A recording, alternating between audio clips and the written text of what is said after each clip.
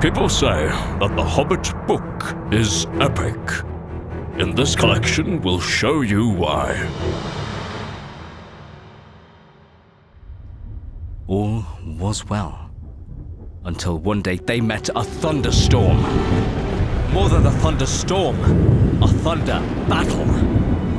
You know how terrific a really big thunderstorm can be down in the land and in the river valley, especially at times when two great thunderstorms meet and clash.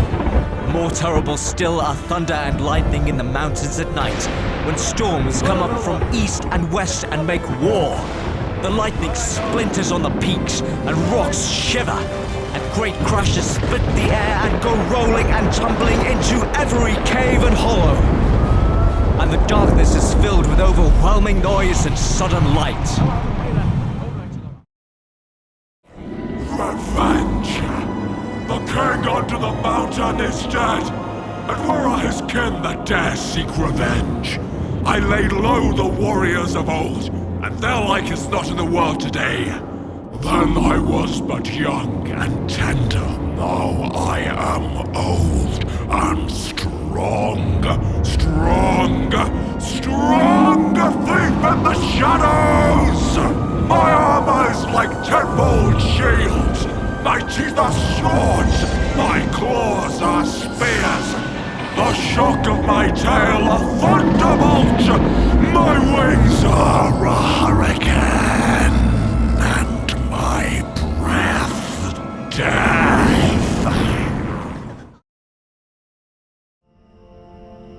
All of a sudden they heard a howl away downhill, a long, shuddering howl. It was answered by another away to the right and a good deal nearer to them, then by another not far away to the left.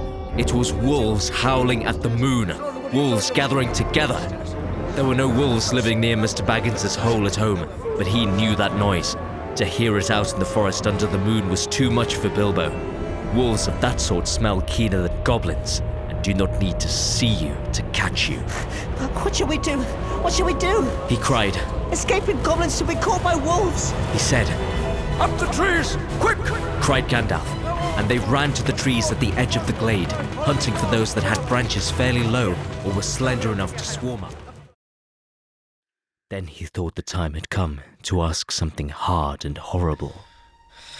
This is what he said. This thing all things devours. Birds, beasts, trees, flowers. Gnaws iron, bites steel, grinds hard stones to meal.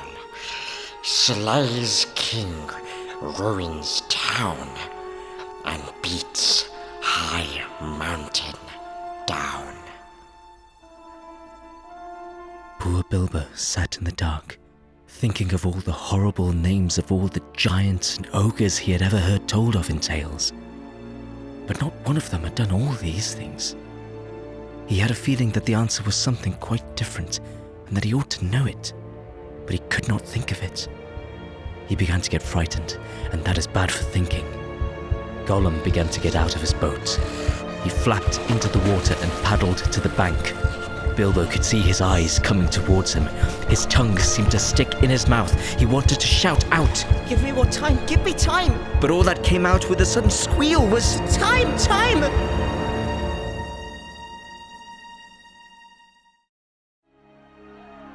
The elves were the first to charge. Their hatred for the goblins is cold and bitter. Their spears and swords shone in the gloom with a gleam of chill flame. So deadly was the wrath of the hands that held them. As soon as the host of their enemies was dense in the valley, they sent against it a shower of arrows, and each flickered as it fled, as if with stinging fire.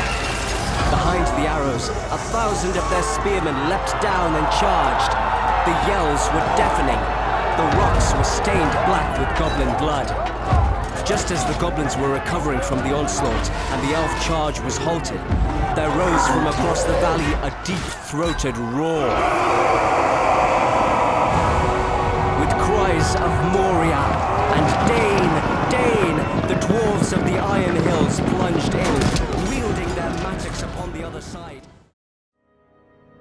He was deep in thoughts of bacon and eggs and toast and butter. when he felt something touch him. Something like a strong, sticky string was against his left hand, and when he tried to move, he found that his legs were already wrapped in the same stuff, so that when he got up, he fell over. Then the giant spider, who had been busy tying him up while he dozed, came from behind him and came at him. He could only see the thing's eyes, but he could feel its hairy legs as it struggled to wind its abominable threads round and round him. It was lucky that he had come to his senses in time. As it was, he had a desperate fight before he got free. He beat the creature off with his hands until he remembered his sword and drew it out. Then the spider jumped back, and he had time to cut its legs loose. After that, it was his turn to attack. The spider evidently was not used to things that carried such stings at their sides, or it would have hurried away quicker. Bilbo came at it before it could disappear and stuck it with his sword right in the eyes. Then it went mad and leaped and danced and flung out its legs in horrible jerks until he killed it with another stroke.